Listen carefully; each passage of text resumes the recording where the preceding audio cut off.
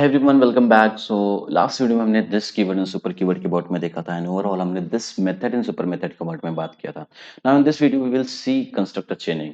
या ये वीडियो उनके लिए, ये वर्ड उनके लिए अगर वो जो डायरेक्ट कंस्ट्रक्टर चेनिंग देखना है और उनको नॉलेज नहीं है this keyword and super keyword के अबाउट में या this method and super method के अबाउट में, then you guys go through the this method and super method video और this keyword and super keyword video. ठीक है, बिना इन चारों के जाने ये चार टर्मिनोलॉजी अगर मैं जो बोल रहा हूँ this method super method this keyword super keyword, ये चार टर्मिनोलॉजी के अबाउट में जाने बगैर हम कंस्ट्रक्टर नहीं पढ़ सकते हैं. या हम कह सकते हैं इन चार टर्मिनोलॉजी के अबाउट में जाने बगैर हम कंप्लीटली ऊप्स कॉन्सेप्ट नहीं जान सकते हैं.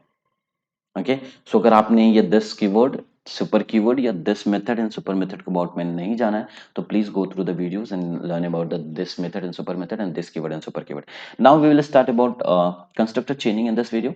एंड कंस्ट्रक्टर चेनिंग कहते किसे हैं विद डेफिनेशन एंड देन फिर हम उसको प्रैक्टिकली एग्जांपल देंगे, उसे आउटपुट से प्रूव करेंगे कंस्ट्रक्टर चेनिंग कैसे इंप्लीमेंट करते हैं.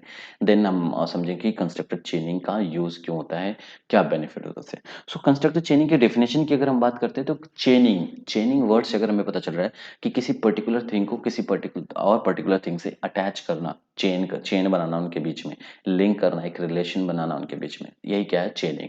तो same as it is constructor chaining का मतलब होता है कि एक कंस्ट्रक्टर से दूसरे कंस्ट्रक्टर को कॉल करना ही क्या है कंस्ट्रक्टर चेनिंग. कंस्ट्रक्टर को कॉल करना कहाँ से, कंस्ट्रक्टर के अंदर से दूसरे कंस्ट्रक्टर को कॉल करना. आप डिफरेंट डिफरेंट केसेस बन सकते हैं यहाँ पे. पहला केस यहाँ पे ये बन सकता है कि क्या मैं सेम क्लास के अंदर, एक क्लास के अंदर, सेम क्लास के अंदर कंस्ट्रक्टर है, उस कंस्ट्रक्टर से उसी क्लास के अंदर दूसरे कंस्ट्रक्टर को कॉल कर रहा हूँ. ये पहला केस हो गया. सेम क्लास के अंदर, सेम क्लास के अंदर एक कंस्ट्रक्टर से उसी क्लास के अंदर दूसरे कंस्ट्रक्टर को कॉल करना.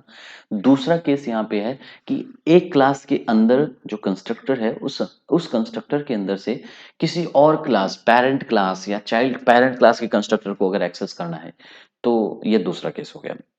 जो दूसरा केस है, ये दूसरे केस में हम सुपर मेथड का यूज करते हैं और जो पहला केस आपको मैंने बताया इस केस में हमें दिस मेथड का यूज करना है. ठीक है, तो इसलिए मैंने आपको बताया था this method and super method या this keyword and super keyword, इन सब का जानना जरूरी है. चार टर्मिनोलॉजी आपका जानना जरूरी है. अगर आपने नहीं देखा वीडियो तो प्लीज आप जाके पहले वीडियो देख लीजिए. इसका जस्ट पहले मैंने वीडियो सारी अपलोड की हुई है this method and super method या this keyword and super keyword के बारे में. Okay, now let's see how can we upload, how can we implement constructor chaining in Java. Okay, तो सिंपली मैंने यहाँ पे क्लास पर्सन नेम का एक क्लास बनाया. अब पर्सन उसका कोई नेम होगा एंड उसका कोई एज होगा, तो हमने यहाँ पे कुछ इंस्टांस वेरिएबल बना लिए. प्राइवेट स्ट्रिंग नेम, पर्सन का name, private int age, person का एज. एक पर्सन क्लास बनाया, उसमें हमने दो इंस्टांस वेरिएबल बना लिए जो पर्सन का नेम बता रहा है और पर्सन का एज बता रहा है. Now we will gonna create a default constructor. Default constructor constructor. Okay, हमें कंस्ट्रक्टर चेनिंग पढ़नी है तो हमें कंस्ट्रक्टर मल्टीपल कंस्ट्रक्टर हमें क्रिएट करने होंगे जिसमें हम देखेंगे कि एक कंस्ट्रक्टर से दूसरे कंस्ट्रक्टर को हम कैसे कॉल कर रहे हैं, यहाँ पे हम कैसे कंस्ट्रक्टर चेनिंग इंप्लीमेंट कर रहे हैं. तो यहाँ पे डिफॉल्ट कंस्ट्रक्टर हम बनाएंगे, डिफॉल्ट कंस्ट्रक्टर बनाएंगे. एंड ओवरऑल अगर आपने default constructor and parameterize non parameterize constructor इन सब के बोर्ड में अगर आप नहीं जाते तो वेरी फर्स्ट वीडियो जो मैंने कंस्ट्रक्टर की डाली है तो आप वहां से कंस्ट्रक्टर को देख सकते हो, इनके बेसिक कंस्ट्रक्टर के स्ट्रक्चर को समझ सकते हो, टाइप्स ऑफ कंस्ट्रक्टर समझ सकते हो. Then after I have uploaded constructor overloading, उससे भी आपको बहुत सारी आइडिया देखने को मिलेगी. ठीक है, तो आप उसे भी देख सकते हो. ओवरऑल यहाँ पे डिफॉल्ट कंस्ट्रक्टर है, डिफॉल्ट कंस्ट्रक्टर को हम यहाँ पे इसको नॉन पैरामीटराइज या नो आर्गुमेंट कंस्ट्रक्टर भी कहते हैं. ठीक है, अब इसको एज इट इज ऐसे रहने देते हैं. देन कुछ देर बाद अभी इसको यूज करेंगे, देखेंगे. एक है हमारे पैरामीटराइज कंस्ट्रक्टर. ठीक है, तो यहाँ पे एक पैरामीटराइज कंस्ट्रक्टर बना लेते हैं जिसमें हम एक सिंपल स्ट्रिंग नेम टाइप का आर्गुमेंट पास कर देते हैं. सिंपल. ओके, नाउ इसको हम कॉपी कर लेते हैं, सिंपली कॉपी कर लेते हैं और एक और पैरामीटराइज कंस्ट्रक्टर बना लेते हैं यहाँ पे. पैरामीटराइज कंस्ट्रक्टर जिसमें हम नेम एंड एज दोनों पास कर देते हैं. सिंपल है, नेम एंड एज हमने दोनों पास कर दिया. ओके ओके, सो या या नाउ कंस्ट्रक्टर चेनिंग. अब हम देखेंगे कंस्ट्रक्टर चेनिंग को कैसे इंप्लीमेंट करना. तो कंस्ट्रक्टर चेनिंग का डेफिनेशन अगर हमें याद होगा तो हमने क्या कहा था कि एक कंस्ट्रक्टर से दूसरे कंस्ट्रक्टर को कॉल करना ही कंस्ट्रक्टर चेनिंग है. ठीक है, अब हमने आपको एक दो केसेस बताए थे कि अगर हमें सेम क्लास के अंदर किसी कंस्ट्रक्टर से किसी और कंस्ट्रक्टर को उसी क्लास के अंदर हमें कॉल करना है तो हम दिस मेथड का यूज करते हैं। आगे या फिर अगर हमें चाइल्ड क्लास के कंस्ट्रक्टर से पेरेंट क्लास के कंस्ट्रक्टर को अगर कॉल करना होता तो सुपर मेथड का यूज करते थे। तो हम यहाँ पे किस क्लास के अंदर है, पर्सन क्लास के अंदर है, ठीक है। ओवरऑल में यहाँ पे दिस मेथड का यूज करके कंस्ट्रक्टर चेनिंग इंप्लीमेंट करेंगे और आपको मैं एक असाइनमेंट दूंगा, सुपर मेथड का यूज करके कंस्ट्रक्टर चेनिंग कैसे इंप्लीमेंट कर सकते हो, ठीक है। Okay, so in this video this method का यूज करेंगे तो यहाँ पे पर्सन क्लास के अंदर हम पर्सन क्लास के अंदर हम इस एक कंस्ट्रक्टर के अंदर आ जाते हैं। हम डिफॉल्ट कंस्ट्रक्टर के अंदर आ गए। अब डिफॉल्ट कंस्ट्रक्टर के अंदर आते ही मैं चाहता हूँ कंस्ट्रक्टर चेनिंग इंप्लीमेंट हो। तो कंस्ट्रक्टर चेनिंग इंप्लीमेंट करने के लिए मैं चाहता हूँ कि ये पर्सन डिफॉल्ट कंस्ट्रक्टर से ये पैरामीटराइज कंस्ट्रक्टर कॉल हो जाए। तो इसके लिए मुझे किस मेथड का यूज करना पड़ेगा, दिस मेथड का यूज करना पड़ेगा। दिस मेथड का यूज करना पड़ेगा, सिंपल। अब दिस मेथड का यूज करते हैं एक कंस्ट्रक्टर से दूसरे कंस्ट्रक्टर को कॉल करने के लिए। अब ये दिस मेथड कंपाइलर कैसे समझेगा कि ये किस कंस्ट्रक्टर को कॉल करेगा। मुझे पैरामीटराइज कंस्ट्रक्टर कॉल करना है और कौन से पैरामीटराइज कंस्ट्रक्टर को कॉल करना है, जो सिंपल एक स्ट्रिंग टाइप का आर्गुमेंट ले रहा है। तो हमें यहाँ पे एक स्ट्रिंग टाइप का आर्गुमेंट हमें पास कर देना है। सपोज हमने यहाँ पे पास कर दिया अननोन, अननोन पास कर दिया। अब जैसे डिफॉल्ट कंस्ट्रक्टर के अंदर हम आए वैसे यहाँ पे देखा हमने दिस मेथड का यूज हुआ। दिस मेथड का यूज हुआ मतलब कंस्ट्रक्टर चेनिंग यूज हुई है। कंस्ट्रक्टर चेनिंग यूज हुई है तो यहाँ पे चेक करेगा कि ये किस कंस्ट्रक्टर को कॉल कर रहा है, इस पर्सन क्लास के अंदर। अब ये क्या चेक करेगा, इस पर्सन क्लास के अंदर, इसी क्लास के अंदर चेक करेगा। इसके बाहर अगर कोई और क्लास होगा उसको नहीं चेक करेगा, इसी क्लास के अंदर चेक करेगा, ठीक है। पर्सन क्लास के अंदर कौन है ऐसा कौन ऐसा कंस्ट्रक्टर है जो स्ट्रिंग टाइप का एक आर्गुमेंट ले रहा है। तो यहाँ पे चेक करेगा पर्सन क्लास के अंदर ये स्ट्रिंग टाइप का आर्गुमेंट ले रहा है। हमारा ये कंट्रोल, जहां कंट्रोल हमारा ये था, यहाँ से कंट्रोल उठ के हमारा यहाँ पे आ जाएगा। देखो अब ये पर्सन, ये डिफॉल्ट कंस्ट्रक्टर और ये पैरामीटराइज कंस्ट्रक्टर के बीच में एक लिंक बना कि नहीं बना, बना कि नहीं बना, बन गया। सेम एज इट इज हम यहाँ पे अब चाहते हैं कि ये पर्सन जो कंस्ट्रक्टर जो यूज हुआ है, जिसमें एक सिंगल आर्गुमेंट लिया गया है स्ट्रिंग नेम, इस कंस्ट्रक्टर से इस वाले पैरामीटराइज कंस्ट्रक्टर के पास हमारा एग्जीक्यूशन आ जाए। मतलब मैं चाह रहा था कि मैंने पहले ये डिफॉल्ट कंस्ट्रक्टर चाह रहा था कि इसका लिंक किससे बने, इसका चेन किससे बने, इस वाले पैरामीटराइज कंस्ट्रक्टर से बने। अब ये पैरामीटराइज कंस्ट्रक्टर चाह रहा है कि इसका चेन किससे बने, इस वाले पैरामीटराइज कंस्ट्रक्टर से बने। तो ऑफ कोर्स सेम ये दोनों ये कंस्ट्रक्टर किस क्लास के अंदर है, पर्सन क्लास के अंदर है। ये कंस्ट्रक्टर किस क्लास के अंदर है, पर्सन क्लास के अंदर। तो मैंने आपको बताया था कि सेम क्लास में एक कंस्ट्रक्टर से दूसरे कंस्ट्रक्टर को अगर हमें कॉल करना है तो दिस मेथड का यूज करते हैं। तो सिंपली हम यहाँ पे दिस मेथड लगा देंगे। अब दिस मेथड लगा के हमने इसे कॉल करना है। अब किस कंस्ट्रक्टर को कॉल करना है, जिसमें दो आर्गुमेंट पास किया गया, जिसमें एज एक स्ट्रिंग नेम, एक स्ट्रिंग टाइप का नेम। तो यहाँ पे एक नेम दे देंगे, सॉरी नेम दे देंगे। यहाँ पे नेम तो हमें पास करके मिला हुआ है, ठीक है। एंड दूसरा यहाँ पे एज देना है हमें, तो एज हम यहाँ पे डिफॉल्ट वैल्यू 0 पास कर देते हैं। अब ये कंस्ट्रक्टर कॉल उठ के यहाँ पे आ जाएगा, इस वाले कंस्ट्रक्टर के पास आ जाएगा, ठीक है। ओके, इस कंस्ट्रक्टर के पास आ गया। अब यहाँ पे हम इसे इनिशियलाइज कर देते हैं, दिस डॉट नेम। अब देखो यहाँ पे हमने दिस मेथड का यूज किया, दिस मेथड का यूज किया। अब यहाँ पे दिस कीवर्ड का यूज करना है। तो अगर आप लोगों को नहीं पता होगा this method and this keyword के अबाउट में, तो ये कंस्ट्रक्टर चेनिंग आपके लिए डिफिकल्ट होगा। कंस्ट्रक्टर चेनिंग ही नहीं, पूरा कंस्ट्रक्टर का कॉन्सेप्ट ही आपके लिए डिफिकल्ट होगा, आप नहीं समझ सकते। तो please go through the video, this method, super method and this keyword and super keyword.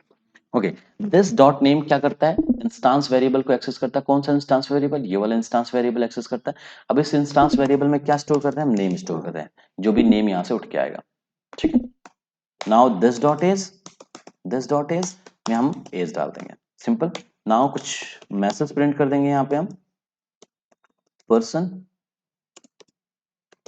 Constructor with name, यहाँ पे वैल्यू नेम दे देंगे एंड देन यहाँ पे एज दे देंगे एंड एज दे देंगे यहाँ पे। सिंपल है, सिंपल है। नाउ अभी काम अधूरा है। हम यहाँ पे एक मेन मेथड बनाते हैं एंड इसके अंदर सबसे पहले अब हम कंस्ट्रक्टर चेनिंग तो इंप्लीमेंट हो गई है, कंस्ट्रक्टर चेनिंग इंप्लीमेंट हो गई। अब हम चेक करेंगे कि जो कंस्ट्रक्टर चेनिंग इंप्लीमेंट हुआ ये वर्क कर रहा है कि नहीं कर रहा। मतलब अगर मैं इस वाले मेथड को कॉल करूं, इस वाले पर्सन को कॉल करूं, इस वाले कंस्ट्रक्टर को इन्वोक करूं, तो ये कंस्ट्रक्टर इन्वोक करूं तो ऑटोमेटिक ये कंस्ट्रक्टर भी इन्वोक हो जाए और ये कंस्ट्रक्टर भी इन्वोक हो जाए। मतलब इन तीनों के बीच में एक चेन बन गया। मतलब एक को कॉल किया, बाकी सारे आ गए, कॉल होके आ गए, एक को कॉल किया, बाकी सारे हाजिर हो गए। ये क्या है? कंस्ट्रक्टर चेनिंग है। मतलब एक रस्सी, एक एक कोना पकड़ा, बाकी रोप की सारी रस्सी हमारे हैंड में आ जाती है, हमारे कंट्रोल में आ जाती है। तो हमने एक पर्सन को इन्वोक किया, एक डिफॉल्ट कंस्ट्रक्टर को इन्वोक किया। डिफॉल्ट कंस्ट्रक्टर को इन्वोक करते ही पैरामीटराइज कंस्ट्रक्टर भी इन्वोक हो जाएंगे। ठीक है, क्यों? क्योंकि हमने यहाँ पे दिस मेथड का यूज किया हुआ है। ठीक है, तो यहाँ पे हम इन्वोक करेंगे डिफॉल्ट कंस्ट्रक्टर को। सिंपली हम यहाँ पे पर्सन का एक ऑब्जेक्ट बनाएंगे, object one, new and person. अब हमने यहाँ पे क्या किया? आप देखो, हमने यहाँ पे पर्सन क्लास के डिफॉल्ट कंस्ट्रक्टर को इन्वोक कर दिया। अब जैसे डिफॉल्ट कंस्ट्रक्टर इन्वोक होगा, हमारा कंट्रोल आ जाएगा डिफॉल्ट कंस्ट्रक्टर के पास। अब डिफॉल्ट कंस्ट्रक्टर के पास आया, जैसे इसके अंदर आया, कंपाइलर को क्या मिला? दिस मेथड मिला। अब दिस मेथड को देखकर कंपाइलर क्या समझ जाएगा? ये क्या है? कंस्ट्रक्टर चेनिंग है। तो कंस्ट्रक्टर चेनिंग है मतलब दिस मेथड का यूज किया गया, मतलब सेम क्लास में किसी और कंस्ट्रक्टर को कॉल किया गया है। सेम क्लास में, वर्ड को ध्यान रखो, सेम क्लास में, सेम क्लास में किसी और कंस्ट्रक्टर को कॉल किया गया। अब ये सेम क्लास में किसी और कंस्ट्रक्टर को कॉल किया, तो किस कंस्ट्रक्टर को कॉल किया गया? यहाँ पे क्या आर्गुमेंट पास किया गया है? अननोन। अब यानी ये अननोन किस टाइप का है? स्ट्रिंग टाइप का है। तो ये पर्सन क्लास के पास जाएगा एंड बोलेगा क्या आपके पास ऐसा कोई कंस्ट्रक्टर है जो स्ट्रिंग टाइप का एक आर्गुमेंट पास किया, सिर्फ और सिर्फ स्ट्रिंग टाइप का एक आर्गुमेंट ले रहा है? बिल्कुल, ये बोलेगा हाँ जी बिल्कुल मेरे पास है, एक पर्सन टाइप का कंस्ट्रक्टर है जो स्ट्रिंग टाइप का वैल्यू ले रहा है। तो हमारा यहां से कंट्रोल उठ के अब ये वाले इस वाले कंस्ट्रक्टर पैरामीटराइज कंस्ट्रक्टर के पास आ जाएगा, और ये वाला पैरामीटराइज कंस्ट्रक्टर इन्वोक हो जाएगा। हमने इन्वोक किसको किया था? डिफॉल्ट कंस्ट्रक्टर को। अब इन्वोक कौन हो रहा है? ये वाला पैरामीटराइज कंस्ट्रक्टर। अब इसके अंदर आया, फिर से हमें दिस मेथड मिला। अब कंपाइलर समझ जाएगा ये भी क्या है? कंस्ट्रक्टर चेनिंग है। आगे हमें और किसी और कंस्ट्रक्टर के पास जाना है, तो इसमें क्या वैल्यू पास की गई है? नेम वैल्यू, जो कि स्ट्रिंग टाइप की है, और एक इंटीजर टाइप की वैल्यू 0 पास की गई है। फिर से ये कंस्ट्रक्टर जाएगा पर्सन क्लास के पास एंड बोलेगा आपके पास ऐसा कोई कंस्ट्रक्टर है जो स्ट्रिंग टाइप एंड इस टाइप इंटीजर टाइप का दो आर्गुमेंट वैल्यू ले रहा है? ये बोलेगा हाँ जी हमारे पास बिल्कुल है एक ऐसा कंस्ट्रक्टर जो एक स्ट्रिंग टाइप और एक इंटीजर टाइप आर्गुमेंट ले रहा है। ठीक है, अब इसमें नेम में क्या आ गया? जो भी नेम में, नेम में अभी तो हमने कुछ नहीं, नेम में हमने अननोन डाला था। नेम में हमने क्या डाला था? अननोन डाला था। इस नेम में क्या आ गया? अननोन आ गया। एज कितना हो गया? 0 हो गया। अब यही नेम, अननोन एंड एज 0 उठकर किस वाले कंस्ट्रक्टर के पास आ गया? इस वाले कंस्ट्रक्टर के पास आ गया। किस कॉन्सेप्ट की हेल्प से आया? कंस्ट्रक्टर चेनिंग की हेल्प से आया। अब इस नेम में क्या आ गया? अननोन। इस नेम, इस एज में कितना आ गया? 0। तो इस नेम में अननोन उठा के हमने किस में डाल दिया? दिस डॉट नेम में। अब दिस डॉट नेम क्या करता है? इंस्टांस वेरिएबल को एक्सेस करता है। दिस कीवर्ड क्या करता है? इंस्टांस वेरिएबल को एक्सेस करता है इन द करंट क्लास, है ना? तो करंट क्लास में नेम जो है, नेम को एक्सेस करके उसमें क्या डाल देगा? अननोन डाल देगा। करंट क्लास के एज को एक्सेस करके उसमें क्या डाल देगा? 0 डाल देगा। ठीक है, तो क्या प्रिंट हो जाएगा? Person constructor with name unknown and age 0, with name unknown and age 0। अगर हम इसे एग्जीक्यूट करते हैं, let's see javac test dot Java, तो again Java, sorry, class name क्या है? Person. Now see, person constructor with name unknown and age 0। ठीक है, एंड एज 0, यहाँ पे एक छोटा सा स्पेस दे देते हैं, simple. Okay, now again if we create another instance of person class, object2 is equals to new person, and यहाँ पे जो सिंगल आर्गुमेंट है, यहाँ पे एक वैल्यू पास कर देते हैं एलिस। मैं चाहता हूँ नेम प्रिंट हो एलिस, एज हमने नहीं बताया। अब यहाँ पे हम किस ऑब्जेक्ट को, किस कंस्ट्रक्टर को इन्वोक कर रहे हैं? पैरामीटराइज कंस्ट्रक्टर को इन्वोक कर रहे हैं। क्यों? क्योंकि हमने यहाँ पे एक आर्गुमेंट पास किया हुआ है, एक पैरामीटर पास किया हुआ है। ये पैरामीटर किस टाइप का है? स्ट्रिंग टाइप का है। पर्सन क्लास के पास जाएगा, हमारा कंट्रोल पूछेगा आपके पास कोई ऐसा कंस्ट्रक्टर है जो आर्गुमेंट ले रहा है, वो भी स्ट्रिंग टाइप का? हाँ जी हमारे पास है। यहाँ पे आ जाएगा कंट्रोल। अब इसके पास आएगा कंट्रोल, तो इसके अंदर दिस मेथड यूज हुआ है। अब इस नेम में कितना क्या आ गया? इस नेम में क्या आ जाएगा? एलिस आ जाएगा। इस नेम में क्या आ जाएगा? एलिस आ जाएगा। तो इस नेम में एलिस आया और एज कितना है? 0 आ गया। तो ये किसको कॉल कर रहा है? सेम क्लास में किसी और कंस्ट्रक्टर को कॉल कर रहा है जिसके जो दो आर्गुमेंट ले रहा है। फिर से पर्सन क्लास के पास आएगा, बोलेगा आपके पास कोई आर्गुमेंट, ऐसा कोई कंस्ट्रक्टर है जो एक स्ट्रिंग टाइप का वेरिएबल और एक इंटीजर टाइप का वेरिएबल एज आर्गुमेंट ले रहा है? हाँ जी हमारे पास बिल्कुल है। यहाँ पे आ जाएगा जो स्ट्रिंग टाइप का एक वेरिएबल ले रहा है और एक इंटीजर टाइप का वेरिएबल ले रहा है। अब इस नेम में कितना आ जाएगा? एलिस आ जाएगा। एज में कितना आ जाएगा? 0 आ जाएगा। अब जो इंस्टांस वैल्यू है नेम, उसमें एलिस आ जाएगा। एज में कितना आ जाएगा? 0 आ जाएगा। फिर से क्या प्रिंट होगा? Person constructor with name Alice and age 0। ठीक है, next let compile and run this code, java person। क्या प्रिंट हुआ? Person constructor with name Alice Alice and age 0। ठीक है, तो यहाँ पे किसका कॉन्सेप्ट यूज हुआ? कंस्ट्रक्टर चेनिंग का। Again we're gonna create another instance of person class with invoking the parameterized constructor, invoking parameterized constructor जिसमें हमने नेम क्या लिया, एलिस या फिर बॉब एंड एज हमने क्या डाला, something 26। Okay, Bob 26। Now again हमने यहाँ पे किस कंस्ट्रक्टर को इन्वोक किया? हमने पैरामीटराइज कंस्ट्रक्टर को इन्वोक किया। किस टाइप के पैरामीटराइज कंस्ट्रक्टर को? जो दो टाइप का, दो आर्गुमेंट वैल्यू ले रहा है, एक स्ट्रिंग टाइप का और एक इंटीजर टाइप का। यहाँ पर्सन क्लास के पास आ जाएगा और यहाँ पे देखिएगा कि हाँ जी, यहाँ पे दो आर्गुमेंट वैल्यू लिए हैं, एक स्ट्रिंग टाइप का और एक इंटीजर टाइप का। तो हमारा कंट्रोल सीधे डायरेक्ट इसके पास आ जाएगा। यहाँ पे कोई कंस्ट्रक्टर चेनिंग नहीं होगी। क्यों? क्योंकि यहाँ पे कोई भी दिस मेथड या सुपर मेथड का यूज नहीं किया गया है। तो यहाँ पे दिस मेथड नहीं है, यहाँ पे दिस कीवर्ड है। दिस कीवर्ड की हेल्प से हमने यहाँ पे जो इंस्टांस नेम है उसमें हमने बॉब डाल दिया और एज में क्या डाल दिया, 26 डाल दिया। Now we will print name and age. ठीक है, let's see javac test dot Java